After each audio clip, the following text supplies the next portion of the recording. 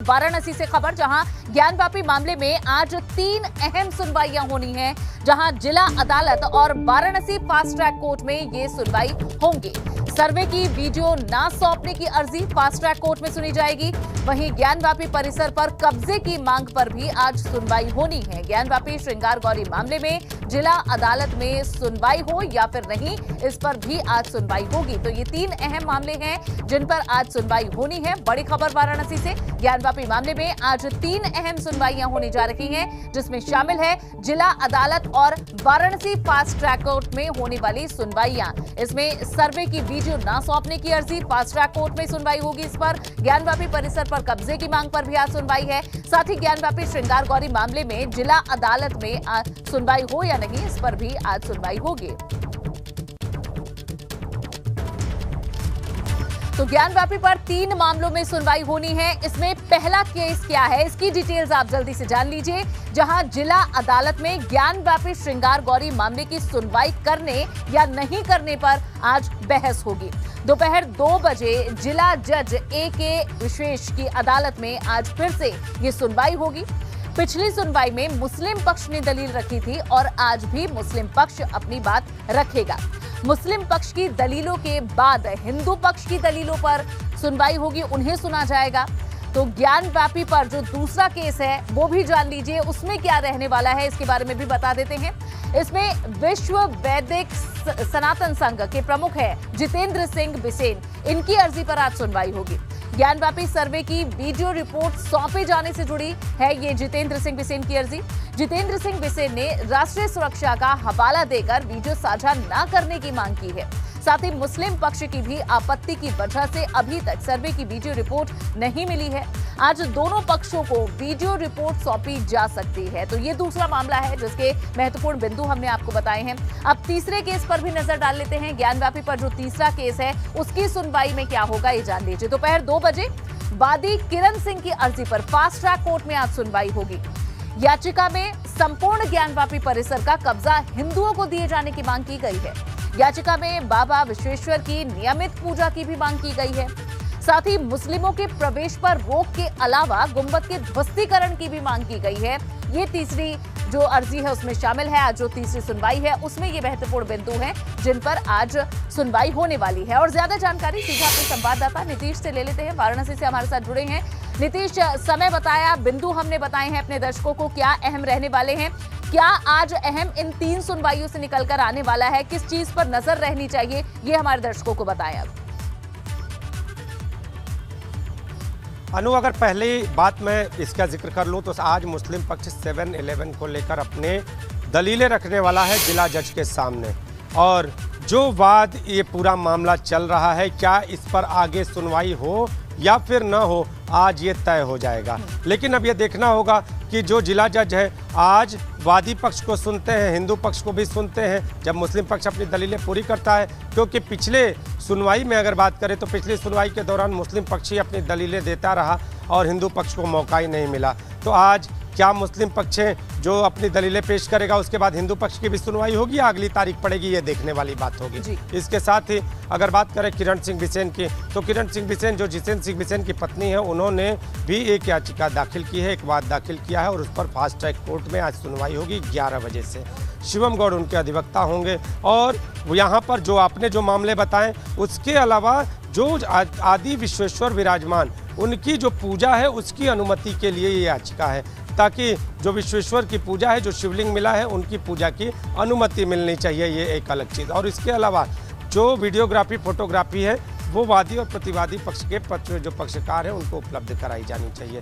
लेकिन आपको बता दें कि इन दोनों, अगर वादी और प्रतिवादी पक्ष के जो पक्षकार हैं इसमें वीडियो फुटेज और फोटोग्राफी उपलब्ध कराने न कराने को लेकर अगर इसे सार्वजनिक करने की बात कर दें तो सार्वजनिक न किया जाए, इसे लेकर जितेंद्र सिंह बिसेन ने एक और एप्लीकेशन डाली है और इसके साथ अंजुमन इंतजामिया मसाजिद ने भी डाली है। तो अब यह देखना होगा कि क्या कोर्ट ये वीडियो फुटेज जो पक्षकार है उनको उपलब्ध कराता है, क्या कितनी शर्तों पर उपलब्ध कराए जाते हैं कि ये सार्वजनिक न किया जाए, ये देखने वाली बात होगी। लेकिन आज 3 तरह के मामले वाराणसी की कोर्ट में और तीनों पर सबकी निगाहें जमी हुई हैं। और इस पर आगे अपडेट आपसे लगातार नीतीश लेते रहेंगे। इसी तरह आप नजर बनाए रखिएगा इन तमाम मामलों पर, सुनवाइयों पर आपसे अपडेट हम लेते रहेंगे। शुक्रिया फिलहाल के लिए। बढ़ते हैं आगे। मथुरा में श्री कृष्ण जन्म स्थान विवाद में भी अब नया मोड़ आ सकता है, क्योंकि मथुरा श्री कृष्ण जन्मभूमि विवाद पर सबसे ताजा अपडेट क्या है ये आपको बताने जा रहे हैं। मामले में आज हिंदू पक्ष सौरभ गौड़ नया प्रार्थना पत्र दाखिल करेंगे। वादी पक्ष की तरफ से जहां होगी शाही ईदगाह मस्जिद के सर्वे की मांग। इसके साथ ही यहां सिविल जज सीनियर डिवीजन की कोर्ट में नए सिरे से यहां मांग रखी जाएगी। दरअसल आज हिंदू पक्ष के सौरभ गौड़ न्यायालय सिविल जज सीनियर डिवीजन की कोर्ट में नए सिरे से अपना प्रार्थना पत्र दाखिल करने वाले हैं, जिसमें ज्ञानव्यापी केस का हवाला देते हुए शाही ईदगाह मस्जिद की तुरंत फोटो और वीडियोग्राफी की मांग की जाएगी। आपको बता दें कि पुराने पत्र में कहा गया था कि 1 महीने के अवकाश के दौरान मुस्लिम समाज शाही ईदगाह मस्जिद की स्थिति में बदलाव कर सकता है। इस वजह से ये नया जो प्रार्थना पत्र दाखिल किए जाने की बात कही जा रही है, इसमें कुछ और खास बिंदु ऐड किए जा रहे हैं।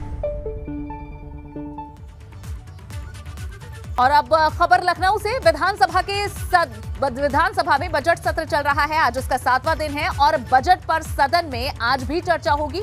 यहां विपक्ष और सत्ता पक्ष के विधायक चर्चा में शामिल होंगे। साथ ही नेता प्रतिपक्ष अखिलेश यादव आज अपनी बात रख सकते हैं। सीएम योगी भी बजट पर अपना पक्ष रख सकते हैं। तो आज भी जो बजट पर चर्चा होगी और साथ ही जो सदन ये विधानसभा की जो कार्रवाई चल रही है, इस पर हंगामे के आसार आज भी बने हुए हैं। विधानसभा बजट सत्र का आज 7वां दिन है और बजट पर सदन में आज भी चर्चा होनी है।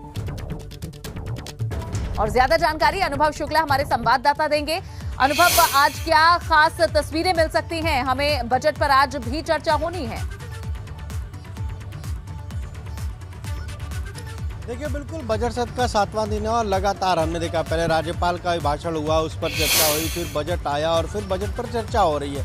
तो खास तौर से चाहे सत्ता पक्ष के विधायक हों, चाहे विपक्ष के सदस्य हों, सभी कहीं न कहीं बजट पर चर्चा करते हैं, यानी वो अपनी बात रखते हैं। जैसे सत्ता पक्ष को अगर हम कहें तो उनके जो सदस्य होते हैं वो कहते हैं कि इस बजट में क्या विशेषताएं हैं, किस तरीके से यूपी को आगे ले जाने की बात हो रही है। जबकि विपक्ष यही कहता है कि भाई बजट तो आपने ले लिया पर इसको आप खर्च नहीं कर पा रहे। ये हमने हर बार देखा है। और पहले तो ये होता था कि हालांकि इस बार तो सदन का जो सत्र है ये छोटा है, तकरीबन हफ्ते भर का ही है, लेकिन पहले क्या था, जब हम कहें बात, जब बजट आता था तब वो 20-25 दिनों का सत्र होता था और उसमें एक एक विभाग के बजट पर चर्चा होती थी। विपक्ष जो है वो कट मोशन लाता था, पर अब चूंकि 2 या 3 ही दिन मिले हुए हैं बजट पर चर्चा के लिए, जिन जिन सदस्यों को मिला है मौका वो ज़रूर इस पर अपनी बात रखेंगे। पर समाजवादी पार्टी ने इस पर विशेष तैयारी की है, क्योंकि 2 दिन पहले देखिए पार्टी कार्यालय में अखिलेश यादव ने सारे विधायकों को बुलाया था।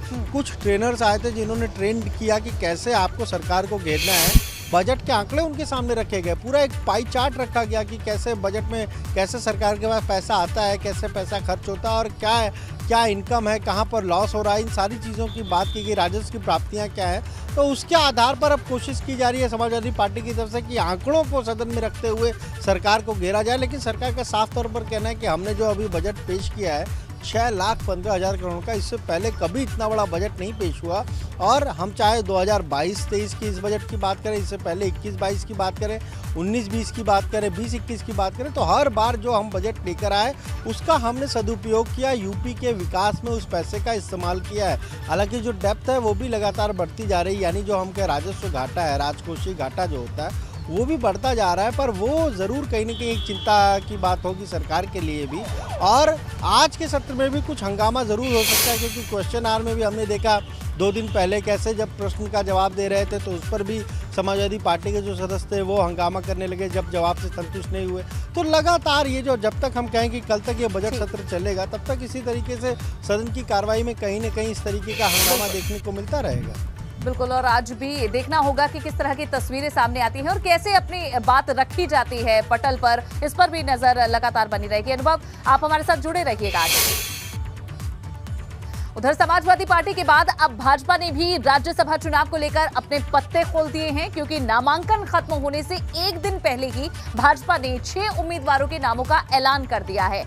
इस लिस्ट में पहला नाम सीएम योगी के लिए गोरखपुर शहर की सीट छोड़ने वाले राधा मोहन अग्रवाल का है। दूसरा नाम भाजपा के पूर्व प्रदेश अध्यक्ष और ज्वाइनिंग कमेटी के अध्यक्ष लक्ष्मीकांत वाजपेयी का है। वहीं तीसरा नाम मौजूदा राज्यसभा सांसद सुरेंद्र सिंह नागर का है, जबकि चौथा नाम बाबू राम निषाद, पांचवा नाम दर्शना सिंह, छठा नाम है संगीता यादव का। लेकिन सबसे खास 7वीं सीट के लिए उम्मीदवार कौन होगा, इसका ऐलान नहीं किया गया है। संख्या बल के हिसाब से भाजपा 7 सीटें आसानी से जीत सकती है।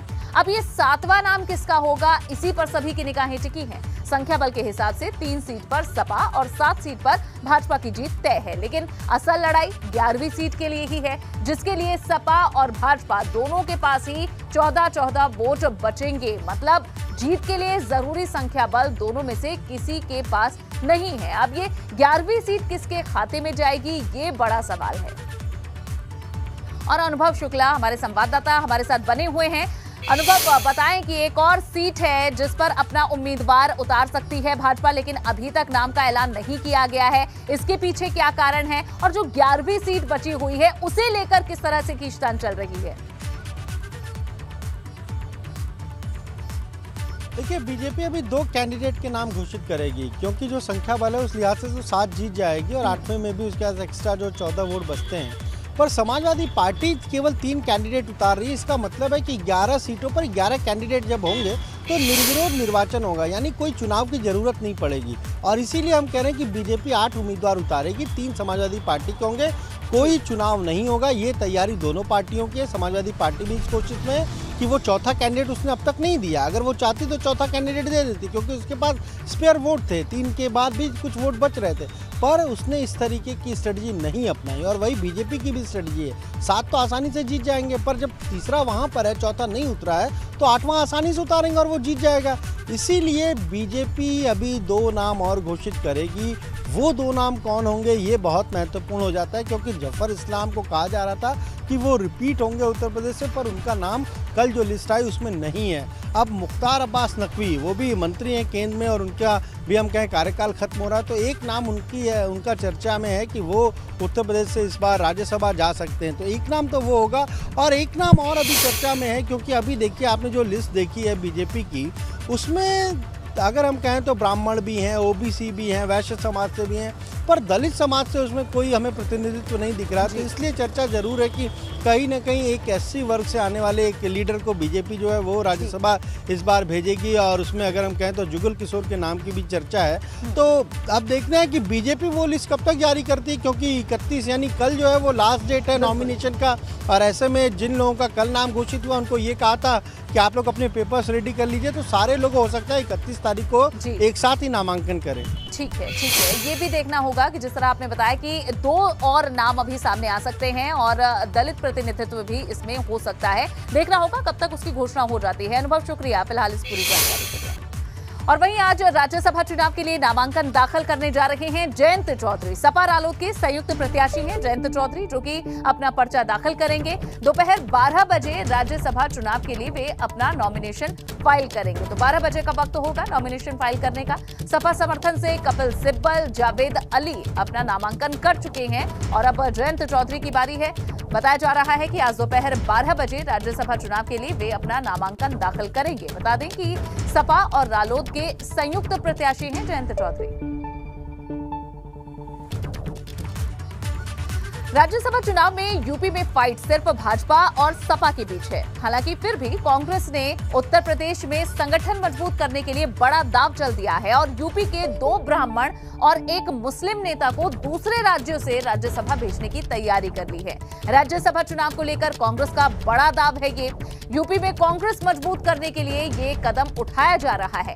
यूपी से पार्टी के 3 नेताओं को राज्यसभा भेजने की तैयारी है। दूसरे राज्यों से 3 नेताओं को राज्यसभा भेजने की तैयारी में कांग्रेस जुटी हुई है। ये नाम देख लीजिए, प्रमोद तिवारी, राजीव शुक्ला और इमरान प्रतापगढ़ी, इनका नाम शामिल है। बेशक उत्तर प्रदेश में कांग्रेस ने फतह हासिल ना की हो, लेकिन अब कहीं ना कहीं 2024 चुनाव को देखते हुए संगठन मजबूत करने के लिए ये बड़ा कदम उठाया जा रहा है। आपको बता दें कि कांग्रेस शासित राज्यों से पार्टी इन 3 नेताओं को राज्यसभा भेजने जा रही है, जिसमें प्रमोद तिवारी को राजस्थान, राजीव शुक्ला को छत्तीसगढ़ और इमरान प्रतापगढ़ी को महाराष्ट्र से उम्मीदवार बनाया गया है, जो आगे के लिए बड़ी रणनीति माने जा रहे हैं।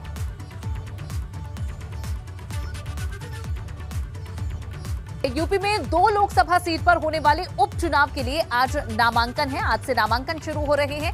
आजमगढ़ रामपुर सीट पर उपचुनाव के लिए आज से नामांकन की प्रक्रिया शुरू हो रही है। अभी तक सिर्फ बसपा ने आजमगढ़ से गुड्डू जमाली को अपना प्रत्याशी बनाया है। आजमगढ़ में बसपा से गुड्डू जमाली, रामपुर में अभी तक कोई उम्मीदवार हालांकि नहीं उतारा गया है बसपा की ओर से।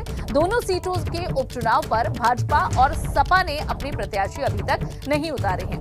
आपको बता दें कि आजमगढ़ लोकसभा सीट पर समाजवादी पार्टी 2 अन्य नामों पर भी विचार कर रही है। इसमें एक नाम पूर्व सांसद धर्मेंद्र यादव का है, जबकि दूसरा नाम आजमगढ़ से ही सांसद रहे और वर्तमान में विधायक रमाकांत यादव का है। इससे पहले डिंपल यादव के आजमगढ़ से लोकसभा उपचुनाव लड़ने को लेकर भी चर्चाएं थी, लेकिन अब 2 और नाम सामने आ गए हैं। हालांकि आजमगढ़ से समाजवादी पार्टी का उपचुनाव में कौन होगा उम्मीदवार, अखिलेश यादव को ही तय करना है।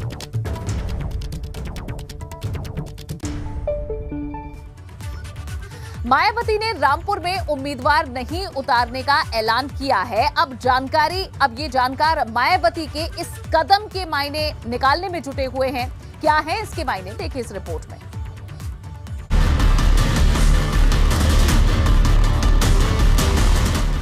मायावती की हुंकार, आजम के गढ़ में नहीं उतारेंगी उम्मीदवार।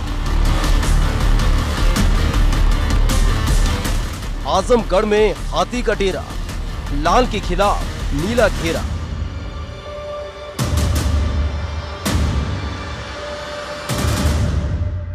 यूपी विधानसभा चुनाव के बाद अब सबकी निगाहें 23 जून को होने वाले रामपुर और आजमगढ़ के उपचुनाव पर टिकी हैं, जिसके लिए सभी राजनीतिक दलों ने पूरी ताकत लगा दी है, क्योंकि जिन सीटों पर चुनाव होना है उनमें एक सपा मुखिया अखिलेश यादव का गढ़ है, तो दूसरे सपा की कद्दावर नेता आजम खान का। लेकिन बसपा सुप्रीमो मायावती ने रामपुर में उम्मीदवार न उतारने का ऐलान कर सबको चौंका दिया है। मायावती ने ऐलान किया है कि उनकी पार्टी रामपुर का उपचुनाव नहीं लड़ेगी। बहुजन समाज पार्टी के प्रदेश मुख्यालय पर चल रही बैठक खत्म हो चुकी है। करीब 2.5 घंटे चली बैठक में पार्टी के पदाधिकारी मौजूद थे, मंडल कोऑर्डिनेटर मौजूद थे, सभी 75 जिलों के जो प्रभारी हैं वो बैठक में मौजूद थे और बैठक खत्म हो गई है। सभी लोग बाहर निकल रहे हैं। बैठक में संगठन के मुद्दों पर चर्चा हुई, संगठन को मजबूत करने को लेकर तमाम चर्चा हुई है। इसके अलावा लोकसभा उपचुनाव में आजमगढ़ से प्रत्याशी गुड्डू जमाली को पूरी ताकत से लड़ाने का फैसला किया गया। रामपुर में भी लोकसभा उपचुनाव होना है, लेकिन वहां से पार्टी ने अपना कैंडिडेट तय नहीं किया है। इसके अलावा स्थानीय निकाय चुनाव में भी बहुजन समाज पार्टी ने प्रभावी और आक्रामक रणनीति से अपने प्रत्याशी मैदान में उतारने का निर्णय लिया है। जानकार मायावती के इस कदम को आजम खान के प्रति सॉफ्ट रुख के रूप में देख रहे हैं, क्योंकि जब आजम खान जेल से छूटकर नहीं आए थे तब मायावती ने आजम खान के उत्पीड़न का मुद्दा उठाया था, और अब जिस तरह से उपचुनाव में मायावती ने रामपुर में अपना उम्मीदवार नहीं उतारने की बात कही है, उससे सवाल बड़ा हो गया है कि क्या मायावती आजम खान को लेकर भविष्य की संभावनाएं तलाश रही हैं। ये भी फैसला किया गया कि अगले 2 महीने में 75,000 कार्यकर्ताओं को जोड़ने का लक्ष्य रखा जाएगा। यानी इसमें से 50,000 कार्यकर्ता बसपा का कोर वोट बैंक होंगे और बाकी अन्य कार्यकर्ताओं को पार्टी से जोड़ा जाएगा। 2.5 घंटे चली बैठक की अध्यक्षता बहन मायावती ने की है और ये निर्देश दिए गए हैं कि आगे आने वाले निकाय चुनावों को प्रभावी तरीके से, जोरदार तरीके से कैंडिडेट तय किए जाएंगे। इसके लिए जो मंडल कोऑर्डिनेटर हैं, जिलाध्यक्ष हैं, उनसे सूची मांगी गई है कि वो अपने अपने इलाकों के, अपने अपने वार्ड के तेज तर्रार कार्यकर्ताओं और जो चुनाव लड़ने के इच्छुक हैं उनके नाम यहाँ पर प्रदेश मुख्यालय भेजें। कैमरा से हरिओम के साथ विवेक त्रिपाठी, एबीपी गंगा, लखनऊ। रामपुर का उपचुनाव नहीं लड़ने के ऐलान पर इसलिए भी सवाल खड़े हो रहे हैं कि मायावती ने आजमगढ़ में पहले ही गुड्डू जमाली को अपने उम्मीदवार के रूप में उतारने का ऐलान कर रखा है, जबकि आजमगढ़ में डिंपल यादव के चुनाव लड़ने की चर्चा है। ऐसे में आजम पर नर्म और अखिलेश पर गर्म रवैया कई सवाल खड़े कर रहा है। जानकारों की माने तो मायावती की नजर आजम खान के बहाने उस दलित मुस्लिम के गठजोड़ पर है, जिसके सहारे मायावती 4 बार उत्तर प्रदेश की मुख्यमंत्री बनी। वैसे भी बसपा को एक मुस्लिम चेहरे की जरूरत है, क्योंकि जब से नसीमुद्दीन सिद्दीकी ने बसपा को छोड़ कांग्रेस का दामन थामा है, बसपा का मुस्लिम जनाधार कम हुआ है। 2022 के चुनाव में पूरा मुस्लिम वोट सपा की तरफ शिफ्ट हो गया। बसपा अपना दलित वोट तक नहीं बचा पाई। यही वजह है कि मायावती फिर से भविष्य की रणनीति बना रही है और आजम खान हो सकता है उनकी इस रणनीति का एक हिस्सा हो, क्योंकि पदाधिकारियों की बैठक में मायावती ने कई लक्ष्य तय किए हैं, जैसे 2 महीने में 75,000 नए सदस्य जोड़ने का लक्ष्य और यूपी के सभी जिलों में सदस्यता अभियान चलाने पर जोर। एक तरह से मायावती का पूरा फोकस 2024 के चुनाव पर है, जिसके लिए बसपा 2004 वाली रणनीति पर काम करेगी, क्योंकि 2004 का प्रदर्शन बसपा फिर से नहीं दोहरा पाई है। 2014 के लोकसभा चुनाव में जब पार्टी का खाता भी नहीं खुला था, और 2019 के चुनाव में बसपा ने सपा के साथ मिलकर चुनाव लड़ा था। इसके बाद भी पार्टी सिर्फ 10 सीटें ही जीत पाई। ऐसे में सवाल बड़ा है कि क्या 2024 में मायावती कुछ बड़ा कर पाएंगी, क्योंकि पार्टी मौजूदा दौर में सबसे बुरे दौर से गुजर रही है। 2022 के विधानसभा चुनाव में बसपा सिर्फ एक ही सीट जीत पाई। Bureau report, ABP Ganga.